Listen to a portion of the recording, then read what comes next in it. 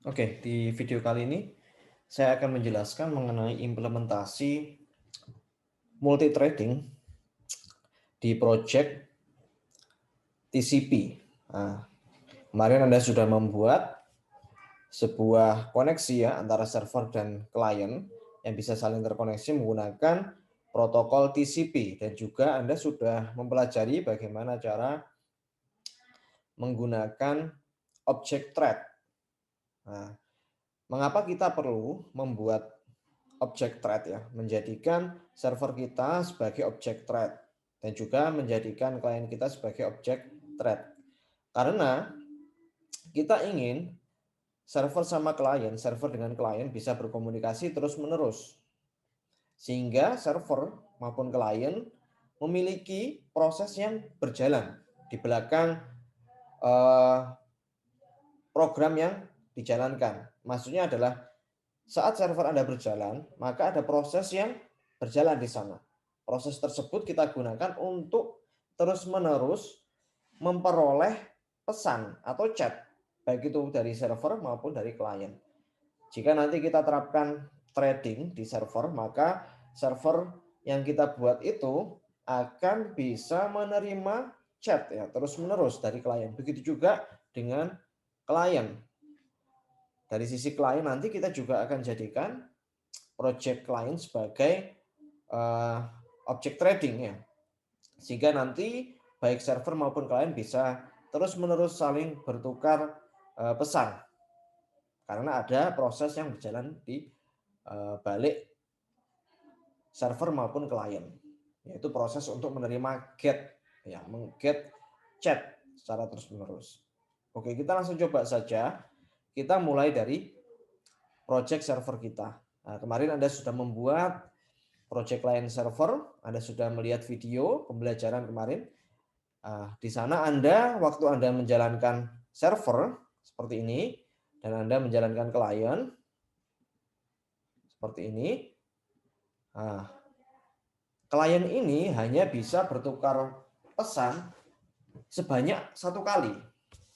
Nah, misalnya klien kirim pesan ke server, servernya keluar menerima pesan dari klien, dan server bisa kirim balik pesan ke klien. Dan proses ini hanya terjadi satu kali. Nah, kalau Anda dari klien ingin mengirim juga ya, mengirim pesan lagi ke server, nah, yang gini, ini nggak bisa kita lakukan. Nah, karena kita belum menerapkan multi threading, sehingga memang tidak bisa bertukar pesan secara terus-menerus. Nah, Anda bisa lihat di sini. Nah, oke, kita mulai dari sisi server terlebih dahulu. Langkah pertama untuk menjadikan objek server kita sebagai multi-threading, sama seperti yang sudah Anda lakukan sebelumnya, kalau kita ingin membuat sebuah objek dari kelas sebagai objek threading, ada dua cara. Cara yang pertama menggunakan implement runable, cara yang kedua menggunakan extend thread. Untuk kasus ini kita coba untuk menggunakan implement runable. Kalau Anda nanti tertarik untuk membuat objek server ini sebagai objek multi-threading tapi menggunakan extend thread, silakan Anda coba sendiri. Tapi untuk video kali ini kita akan coba menggunakan implement runable. Nah, seperti biasa, karena implement runable ini merupakan sebuah interface, Anda wajib untuk menambahkan method override dari kelas runable. Nah, ini Anda bisa pilih di sini. Kita pilih langsung aja implement all abstract methods. Ya, kita bisa lihat di bawah, kita punya sebuah metode run. Ini merupakan metode yang di-inherit dari interface runable. Nah, nanti ini kita akan edit ya logic untuk menerima pesan. Kita akan tambahkan di sini. Tapi sebelum itu, sebelum kita menerapkan sebelum kita menerapkan metode run ini, kita coba kembali ke atas dulu, kita jadikan konstruktor dari form server ini untuk bisa memanggil objek thread. Nah, bagaimana caranya? Kemarin Anda sudah pelajari ya, kalau kita mau membuat sebuah objek thread, kita perlu menambahkan objek threading ya di dalam konstruktor. Jadi di sini saya akan menerapkan objek konstruktor di dalam objek threading di dalam konstruktor. Caranya adalah saya harus menambahkan data member dulu dengan tipe thread ya. Saya menambahkan variabel dengan tipe thread. Nah, seperti ini.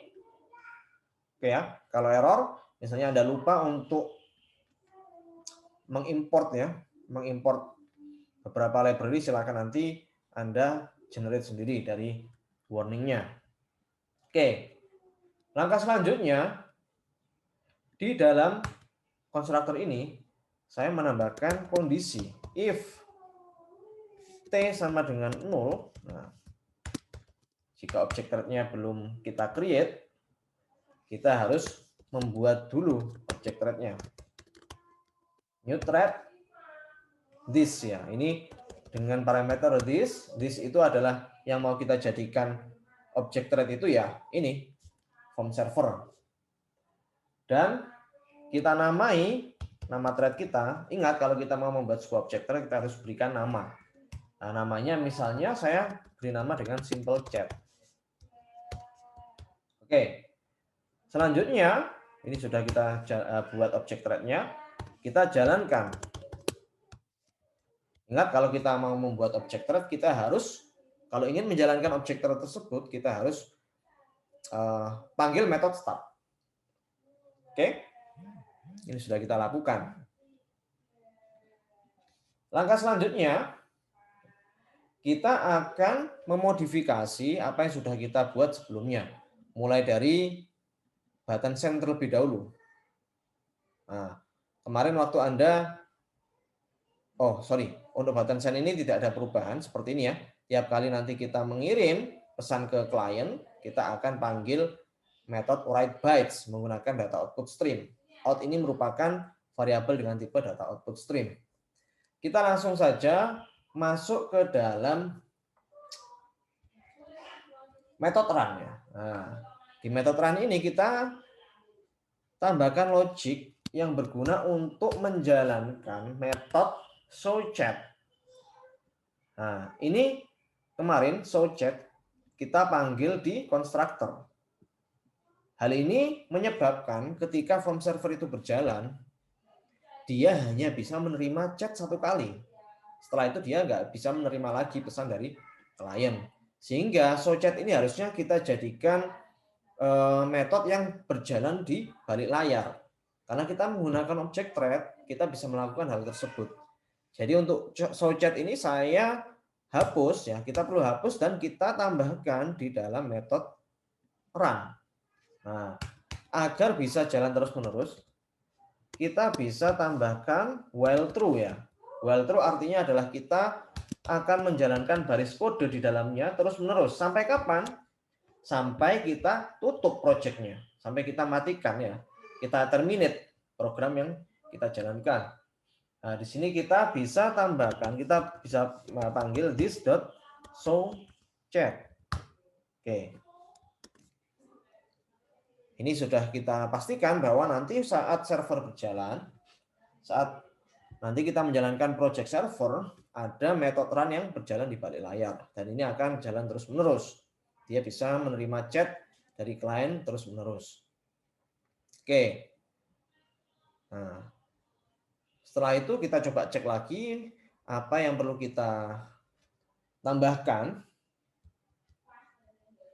Oke, sepertinya tidak ada hal lain yang perlu kita tambahkan di bagian server. Kita akan move ke klien.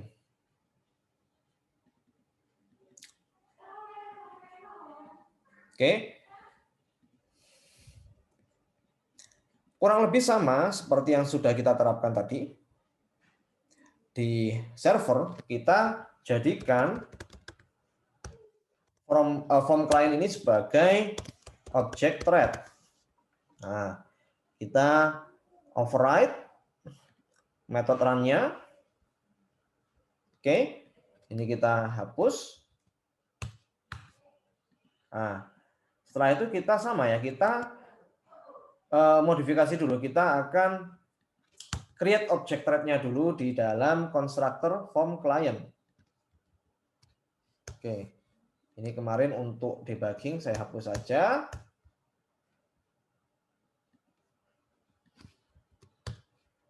Oke, di sini kita akan tambahkan thread ya. Jadi kita perlu membuat satu data member dengan tipe thread. Setelah itu, di sini kita panggil if t sama dengan 0. Jika objek thread-nya belum kita buat, maka kita perlu membuat objek thread tersebut. Kita tambahkan this, nama thread-nya ya. Kita beri nama client side. Oke, setelah itu kita start. Oke. Nah, setelah itu kita pindah ke metode run. Kita tinggal panggil saja metode showChat-nya. showChat. Oke. Kurang lebih seperti ini untuk di bagian client side-nya. Oke. Nah, ini kita coba ya. Kita akan coba. Jika nanti berhasil, maka tidak ada hal yang kurang ya dari yang sudah kita modifikasi. Jika nanti gagal, kita coba lihat ulang lagi. Oke, sebelum kita jalankan, baik itu server maupun klien, kita coba pastikan dulu bahwa saat menerima pesan dari klien ataupun dari server, ini kita masuk ke form server terlebih dahulu. Kita tambahkan /n di sini ya, biar nanti form yang kita buat ya nanti ada muncul seperti ini kan. Ini nanti pesannya bisa di line yang baru. Nah, kita bisa tambahkan /n di sini. Begitu juga untuk yang di bagian klien, ini kita tambahkan di bagian showChat kita tambahkan /n. Oke, kita coba jalankan ya. Kita run servernya. Kliennya juga kita run. Oke. Ini server, ini klien.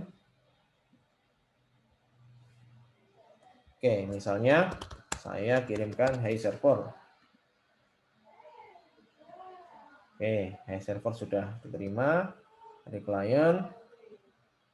Kita coba panggil hi client di sini. Oke, ini nggak bisa. Oh, ini ternyata terkirim 2 kali. Coba kita cek terlebih dahulu. Saat kita tadi mengirim pesan ke server, button client ini dia freeze ya. Coba kita cek terlebih dahulu di bagian form client. Nah, ini kita coba. Oh, ini ternyata showChat ini nggak perlu kita tambahkan ya. Karena showChat sudah berjalan di balik layar, di bagian kliennya kan. Jadi kita nggak perlu panggil showChat saat kita tekan button send. Begitu juga untuk yang form server. Nah, form server ini sepertinya sudah tidak ada showChat-nya ya. Oke, nggak ada. Sorry, di bagian sini sudah tidak ada showChat-nya, nggak dipanggil lagi. Oke, ini kita coba close dulu. Sorry, kita save dulu. Ini programnya saya close. Kita coba jalankan lagi.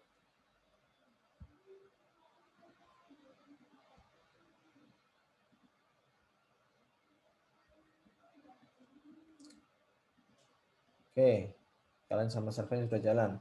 Kita coba pesan lagi, kirim pesan lagi, hai server. Kirimkan.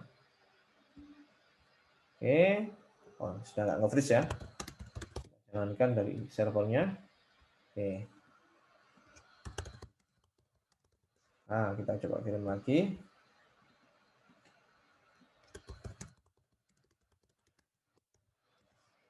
Oke. Nah, bagaimana jika server mengirim pesan 2 kali. Apakah bisa? Bisa ya. Nah.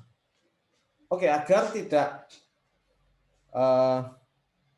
membingungkan. Oke, ini kan sebenarnya chat dari klien ya. Ini chat dari server, ini chat dari klien.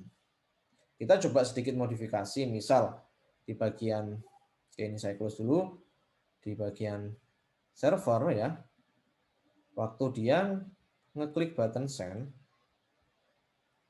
nah ini kita kirimkan teks pesan gini kan ya. Yang dikirim itu misal biar ada pembeda, ini pesan dari server atau pesan dari klien, kita bisa tambahkan misalnya seperti ini, server. Oke, yang bagian klien juga kita tambahkan. Ini kita tambahkan klien. Nah, dan juga ya di bagian server sini kita tambahkan ini biar nggak bingung server sama kliennya, biar tahu ini pesannya siapa. Nah ini saya tambahkan ini ya.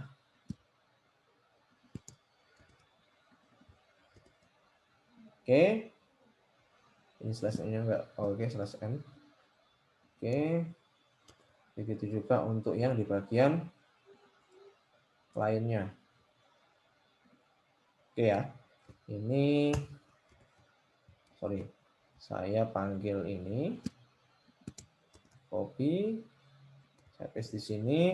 Ini saya tambahkan ini. Oke, ini selesainya kedobelan, saya hapus.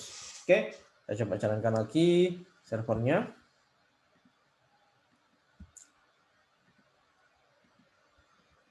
Oke.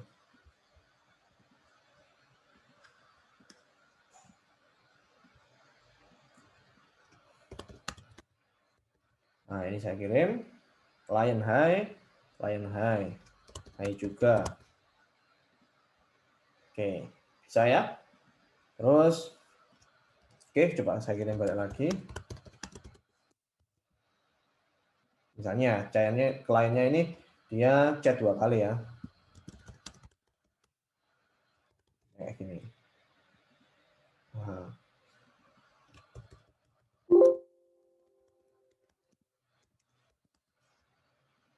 Oke ya.